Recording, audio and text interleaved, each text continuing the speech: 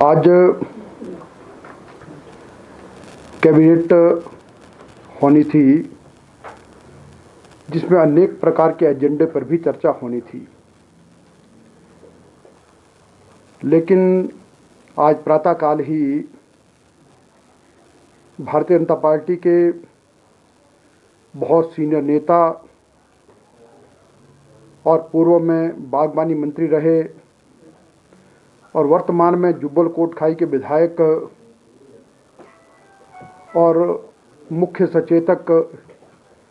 श्रीमान नरेंद्र बागटा जी का देहावसान हुआ और उसके अंतर्गत आज बैठक को स्थगित किया गया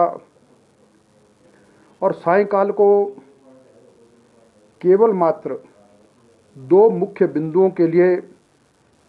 चर्चा के लिए कैबिनेट एकत्रित हुई थी। सबसे पहले तो श्री नरेंद्र बागटा जी को कैबिनेट ने श्रद्धांजलि भेंट की और उनके परिजनों को इस दुख को सहन करने की शक्ति प्रदान करे, ऐसा ईश्वर से प्रार्थना की और उनकी आत्मा को भगवान अपने चरणों में जगह दे, ऐसी प्रार्थना के साथ 2 मिनट का मौन रख करके अगली कैबिनेट की चर्चा को प्रारंभ किया। इसमें पहला विषय तो जो बहुत महत्वपूर्ण है, जिसके संबंध में हम सभी जानते हैं कि भारत के प्रधानमंत्री नरेंद्र मोदी जी स्वयं बहुत चिंतित थे और उन्होंने 23 मई को ग्रुप ऑफ मिनिस्टर्स के माध्यम से पूरे देश के विभिन्न प्रदेशों के राज्य मंत्री और केंद्र शासित प्रदेशों के अधिकारियों के साथ एक बैठक की थी और सभी के सुझाव लिए थे कि सीबीएसई बोर्ड की और सीआईएससी की परीक्षाएं होनी चाहिए या नहीं होनी चाहिए, और हर एक से सुझाव लेकर के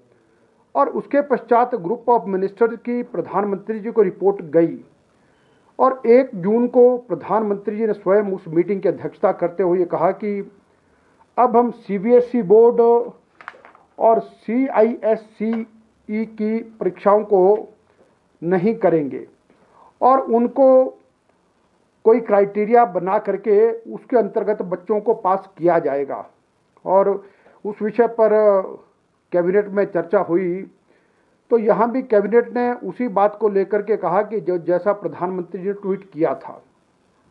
कि हमको बच्चों की सेफ्टी ज़्यादा महत्वपूर्ण है और इसलिए +2 की जो परीक्षाएं हैं Himachal Pradesh board of school education की, उनको कैंसिल किया गया है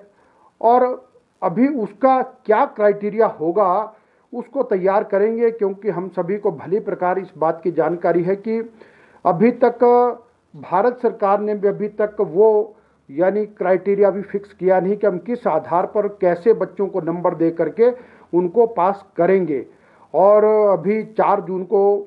ऑनरेबल सुप्रीम कोर्ट में भी एक सुनवाई हुई थी तो ऑनरेबल सुप्रीम कोर्ट ने भी कहा है कि भाई आप किस आधार पर इन बच्चों का रिजल्ट बनाएंगे और कैसे बच्चों को प्रमोट करेंगे। तो वो जैसे आएगा तो हिमाचल प्रदेश सरकार भी जैसा सीबीएसई और भारत सरकार के द्वारा आएगा तो उसके आधार पर जो है अपना क्या मानदंड होंगे उसके आधार पर हम उसको आगे करेंगे। एक पहली बात तो ये शिक्षा के संबंध में की गई। और दूसरा जो एक महत्वपूर्ण जो बिंदु जी नहीं, अभी तक फिलहाल 14 तारीख तक वही सब रिस्ट्रिक्शन जारी रहेंगी और अभी जो आगामी कैबिनेट की बैठक जो होगी तो उस बैठक में और बातों पर चर्चा करेंगे। फिलहाल तो अभी इतना ही तय किया है। गोविंद जी, क्या ये जो परीक्षाओं की बात की आपने एक तरह से रद्द है, इसके बाद जो है आगे की प्रक्रिया जो आपने कहा कि प्रमोट करेगी या जो भी प्रक्रिया होगी फिलहाल रद्द है? हाँ, देखिए ये तो रद्द हैं और अभी तो एक बात तो निश्चित है कि अब बच्चों को इसके पश्चात ये है कि कौन सा ऑब्जेक्टिव क्राइटेरिया क्या हम तैयार करेंगे और वो इस पर निर्भर करेगा कि सीबीएसई और सीआईएससी यानी भारत सरकार अभी क्या तैयार करती है। अभी भारत सरकार ने भी उसको तय नहीं किया है, तो वो तय करेंगे तो उस आधार पर हम भी अपने बच्चों को प्रमोट करेंगे। हाँ, एक जगह थोड़ा सा भिन्नता कुछ हो सकती है, क्योंकि हिमाचल प्रदेश में जो हमारा बोर्ड ऑफ स्कूल एजुकेशन है, जिसमें 1,10,000 के करीब बच्चे भाग लेते हैं, और उसमें हमारे प्रैक्टिकल्स मार्च के महीने में हो चुके थे और इंग्लिश का पेपर हमारा 13 अप्रैल को हो चुका था। इसलिए थोड़ा 19-21 का कोई अंतर हो सकता है, लेकिन मुख्य रूप से तो यही है कि जो सीबीएसई करेगी उस आधार पर ही हम चलेंगे। गोविंद जी, एक और सवाल है। एक बात ये निकल कर आई थी कि जब जी। तक पॉजिटिविटी रेट 5% से नीचे नहीं जाता है तब तक जो है रियायतें नहीं दी जाएगी। ये केंद्र की गाइडलाइन थी, कोई लिखित में थी, मौखिक में थी, क्या ये भी सही है? देखिए, भारत सरकार की ओर से इस तरह के दिशा निर्देश तो आए हैं और इसीलिए अभी तक तभी ये कहा कि 14 तारीख तक सारी की सारी बंदिशें यथावत रहेंगी और तब तक स्थिति क्या बनती है उसके आधार पर फिर हम विचार करेंगे। शिक्षण संस्थान कब तक बंद रहेंगे? अभी शिक्षण संस्थान भी जो बंदिशें हैं तो उसी के आधार पर बंद रहेंगे। और वैसे मैं आपकी जानकारी के लिए, ये आज का विषय तो नहीं था, पिछले कल हमने एक ईपीटीएम किया है और उस ईपीटीएम में लगभग प्रदेश के 81,000 लोग यूट्यूब और डायरेक्टली जुड़े थे। तो उसमें अधिकतर लोगों का सुझाव अभी यह है कि बच्चों की सेफ्टी से कोई समझौता नहीं करना चाहिए। तो अभी तक हम सुझाव ले रहे हैं और अभी आज से लेकर लगातार ये ईपीटीएम 9 तारीख तक चलती रहेगी। तो देखते हैं पूरे प्रदेश के अभिभावकों के और शिक्षकों के, छात्रों के, सभी के सुझाव आ रहे हैं और उनके अनेक प्रकार के प्रश्न भी हैं। तो उस सब में भी हम देखेंगे कि तब तक क्या स्थिति बनती है और उसमें मुख्यमंत्री हिमाचल प्रदेश जयराम ठाकुर जी को पूरी रिपोर्ट सौंपेंगे और उसके पश्चात हम आगामी निर्णय लेंगे। पेंडेमिक 2019 के दौर से जो गुजर रहे हैं और इसके संबंध में ये कहा गया है कि अभी देखिए हिमाचल प्रदेश में मामले कम होना प्रारंभ हुए हैं। लगभग अभी हम 10,000 से कम हैं, 9700 कुछ हो गए हैं और स्थिति सामान्य हो और अच्छा सुधार हो, ऐसी हम ईश्वर से प्रार्थना करते हैं। और इस सब में यह है कि अभी ये कहा है कि हम